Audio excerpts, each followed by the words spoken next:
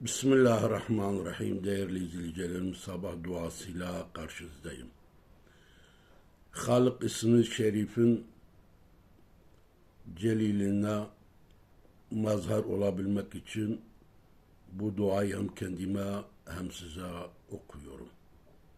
Ya Allahu ya Haliku, ya Allahu ya Haliku, ya Haliku, ya Haliku, ya Haliku. Ey her şey yaratan Rabbim. Ey her şey yaratan Rabbim, her şey yaratan Rabbim. Rahman ve Rahim olan Allah'ın adıyla her şey yaratan Rabbim. Allah'ım sen yaratıcısın, münezzehsin, ilminden biçimlendiricisin ve kudretlisin. Sen yeryüzünden ve göklerde oluşan hakikatlerin toplayıcısın.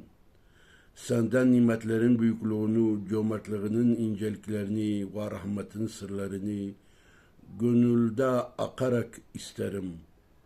Ya Rabbi, ya Haliku, ya Haliku, ya Haliku, her şey yaratan Rabbim. Kalbimin sana yönelmesini, sana tövbe etmesini, sana umut bağlamasını, senin hulmunla hükmetmesini ve bana yakın olan iyi insanları görmeni, kulluk makamından bana senin hakkından bilgi vermeni dilerim. Ya ilahi ya Rabbi ya Haliku ya Haliku, beni ilahlik izzetinin inceliklerin sırrına ulaştır. Ya Rabbi şüphesiz sen tek şahit olan Allah'sın. Ey Halik, ey her şeyi yaratan Rabbim, her şeyin en güzelini, en hayırlısı, Halik ismiyle senden istiyorum ya Rabbi. Duamı kabul eyle ya Rabbi. Her kim bu duama amin derse, bu duayı onlar için de takdir eyle ya Rabbi, tecelli eyle ya Rabbi.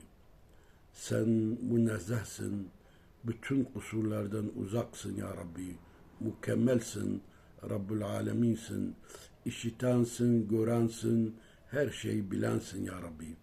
İçimizde geçen hayır namına ne varsa bize ihsan eyle ya Rabbi. Gönlümüzden hayır namına ne geçiyorsa bize ihsan eyle ya Rabbi. Dünyada da ahirette de her şeyin en güzelini ihsan eyle ya Rabbi. Sen mucib-i davasın, kadil hacasın, duaları kabul ediyorsun, ihtiyaçları tahmin edensin ya Rabbi. Semi'sin, basirsin ya Rabbi, her şeye kadirsin. Emrin iki kelime arasındadır. Kun feyekunu, ol dediğinden olacak. Hakkımızda kaderin en iyisini kun feyekun arasında tecelli eyle ya Rabbi. Amin velhamdülillahi Rabbil alemin.